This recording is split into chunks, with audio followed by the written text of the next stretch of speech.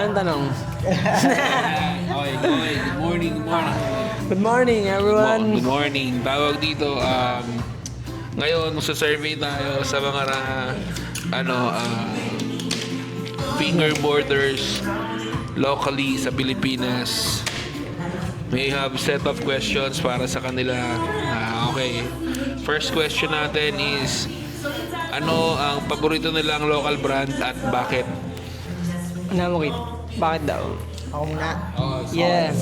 Para sa akin, ang paboritong local brand syempre ay ang DFB. Yeah. DFB. Bakit ang DFB? Kasi isa sila sa nagsimula. Tsaka bata pa lang ako, pangarap ko na talaga magkaroon. Kahit DFB board lang noon. Alright. Ito na ako ngayon. Ilan taon ka na ngayon, G? Ngayon ay 28. Kailan mo gusto mo karoon ng DFB? DFB, parang LM pa lang ako, grade 6. So, ganun, first year, high school. Right. Pero, 12 years na, pero yun ang pinakauna kong pro deck. Hindi ko pro Yeah. model hindi pro model na pro fingerboard material na equipment ay galing sa DFB 2010. Pagkakaalam ko. Yes, sir. 15 years na. DFB. DFB number 1. Yeah. Ikaw ba dong? Ano ulit yun? Favorite local fingerboard brand? At bakit? Sa totoo lang, ang dami kong sinubukan na deck dati. Ang dami kong in-explore dyan. Nung una nag-Mackenzie ako, nag-Woodstock, ILO, ano ba mga ginamit kong deck noon? Switch Revenge, yan, Switch Revenge. And DFB, yan, ito. Simula nung na-try ko rin tong DFB, medyo goods talaga. Okay siya sa akin, sa feeling, sa pagpapop. Yeah. Tsaka since day one, ito na talaga yung isa sa kilalang brand. Nung pagpasok ko pa lang sa mundo ng fingerboard, narinig ko na tong DFB na to, Dirty Fingerboards. Yeah, ito na, andito na ako ngayon. Let's go. Yeah. Okay, next question tayo. Yeah. Asan yung isa? Okay, next question natin.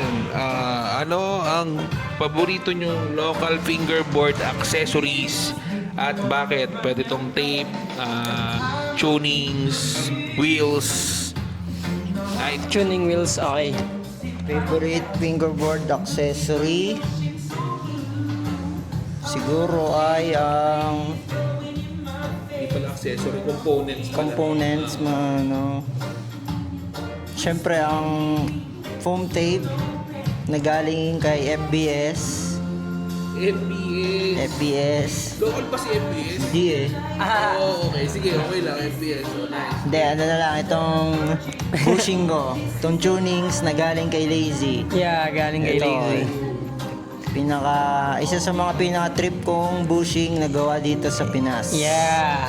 Yes, Lazy, baka Lazy naman. number 1. Baka naman. Baka naman. Yun lang, wala na eh. Ikaw ba dong? Yun, ako tol, foam tape muna, ganun. Okay. Foam tape talaga. Nagsimula rin ako. Una kong na-feel na foam tape is China na foam tape. Tapos pangalawa, yun nga, next foam tape. Yun, nung na-try ko yun, medyo naging komportable din ako sa tape na yun kasi ang kapit niya gamitin. Sa una, siya parang hindi siya makapit muna. Ganun, parang pag nawi-wear mo siya, dun siya kumakapit. Pag nawi-wear off, yun. Kaya, nice foam tape. Nice Tapos foam ngayon, tape. naka-FBS tape ako, syempre. Pero shoutout kay Nice. Yeah, shoutout kay Nice. Boss Okay. Lawin. Boss Lawin, local brand yan. Local brand. The best na foam tape yan. Bushing naman. Sa bushing, dati gumagawa rin kasi ako niyan eh. Kaya, kumbaga, nasanay na lang din ako sa kahit ano. Sa bushing naman, kahit ano. Wala akong nagustuhan na brand. Yun lang. Kahit ano lang. Kumbaga, sanayan lang, ganon. Yeah. Okay. Alright. Okay. Since matagal na yun nasa fingerboard scene, ano yung pinaka-favorite nyong memorable moments sa na na-encounter nyo sa paglalaro or Ang dami yan, kay Badong. kunwari, dayo or Ay, ano ba? okay. Combi, mga events. Okay, go. Yung favorite nyo lang, siguro kahit top 2. Right? At saka memories ba? Okay nang ba-explain yung mga... Okay, do it, Kit. Ako, Banana bilang mo. memorable ko, fingerboard. Bukod siguro sa nakuha ko ng DFB ay yung company Drew na Pulse nung 23. 23 nga ba? O, Memorable. 2023 Pulse yun kasi nakapag finals ako ng GRS Flats na di ko rin nakalain. Umabot ka ng finals ba doon? Yes sir. Finals. Damn, Sa ang kalaban galing. ko si RR ng Cebu. Shout out RR. Malakas din yun. Yeah. Yun, ang isa sa memorable sa akin kasi hindi lang basta-basta kompi yun dahil Dami tayo. daming dayo at si Drew ang nag-host ng event. Yeah. Yes, sir. Yes, sir. Judge. Oo, siya rin ang Final. judge. Ooh, damn. Redo. Pulse. Pulse 2. Baka naman, Drew. Do it. Do it, Ikaw, no let. Dong. Oo nga, ikaw. Ako naman, ang pinaka-memorable kong nangyari nung pagpasok ko ng fingerboard world, first event ko talaga nun is yung kalye. Sa totoo lang, sobrang nahihiya ako nun. Time na yun, nahihiya pa ako. Hanggang sa, medyo kilala na rin kasi ako nun. Yan, kilala na ako ng mga tao sa event na yun. Yeah. Kumbaga, nangangapa lang din, syempre. Hindi natin gamay lahat. Kaya, ang pinaka-memorable ko doon, nakalaro ko lahat. Kumbaga, naka-interact ako ng iba't ibang tao, iba't ibang galing, iba't ibang talento. Tsaka, ayun, nung nakita ko si Sir Drew, kasi, yun, idol ko na din yun eh. Medyo, andun siya noon, bata pa ako noon, may picture pa kami noon, ang late ko pa. Sobrang late ko pa. Yeah, kaya ayun yung pinaka-memorable ko din na nakita ko si Drew, tsaka si Kalye Dex, si Christian, yan. First event ko yun, men. First event ko. Kaya, so, yeah. Yun. Sobrang okay yung ganong feeling. Thankful ako kasi naka-experience ako ng ganong moment. Yes, Yes, ay. Right. Buhay pa ba kayo dyan? Gising pa kayo? Yo, what's up? Ito tayo Yo, ulit what's up? with them. Kit and Badong. Okay, next question natin. Ano Badong ang Square. pinaka-favorite moment mo sa game of skate sa fingerboard? Alright, let's go. favorite moment sa game of skate? Pagka yung pareho na kayong last letter, para medyo nakaka-excite, na nakakakaba.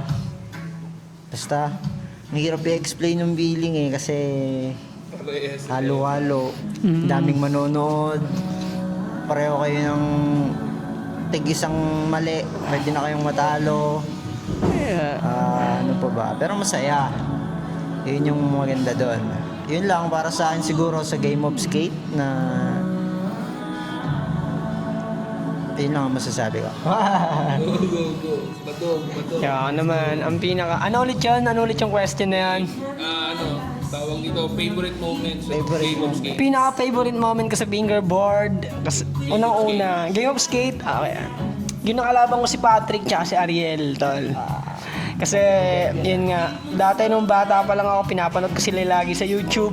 Big Boys, yan, Big Boys days. Hanggang sa, parang gigigil ako kada nakikita ko yung laban nila, ang ganda ng laban lagi. Parang minsan nagkasalita ako na gusto ko itong makalaban yung mga to. Hanggang sa dumating nga na punto na nakalaban ko na sila. Sobrang sarap ng feeling ng ganun. Nakalaro ko sila, naging tropa. Yun, tsaka yun nga. Anong crew sila? Crew, Team QC kami yan. Halos Team QC, same lang din. Team QC kami, yeah. Ang best feeling ko din yun nga, isa din yun, pag-apat na. Pag all four na, iba talaga yung feeling na mararamdaman mo nun. Iba yung, iba yung Mixed pressure, emotions man. yun. Iba yung pressure talaga. Lalo na pag-apat na kayo. Tapos sa flats, yan. Kumbaga, matira matibay eh. Kumbaga, kung sinong kakabahan, wala. Payat siya, ganun. Kaya kailangan, ayun na, sabay lang, sabayan. Okay, next question natin. Ano ang ritual mo pag alam mong ikaw na yung lalaban ng finals? Ritual? Anong ginagawa mo? Anong ginagawa Napapayosi ka ko? pa ng 10 bago ka Wala naman akong ginagawa kasi bira ako umabot ng finals. De, joke lang. Wala naman. Maintain mo lang kung ano naman yung ginawa mo nung kanina bago ka makarating siguro ng finals. Wala naman akong ginagawang ritual. O, kalma lang. Siguro vape lang sa Gedli. Nod, yun lang. Hindi pwede kabahan. Eh, wala eh. Kakabahan ka talaga kahit first round. First round to finals, may kaba pa rin yun.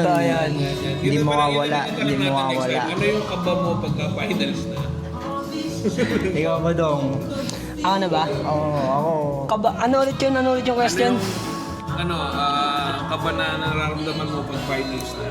Pag finals na, nung una kong finals ng event, talagang grabe rin yung kaba ko nun, men. Talagang nakabahan ako. Pero iniisip ko na, kaya ko to. Ayun, yun lang iniisip ko, kaya ko to. Hanggang sa, nasanay na lang din ako, nakadamag ka finals ako sa event. Parang, sakto na lang yung pressure ko, hindi na sobrang kaba. Kaya, nasasabayan ko na eh, nakokontrol ko na eh. Kaya ng dalin, no? Kaya nang dalhin. Kaya ng dalin. Yeah. Cheers, ako yun. Shoutout! Pwede mo mag-shoutout.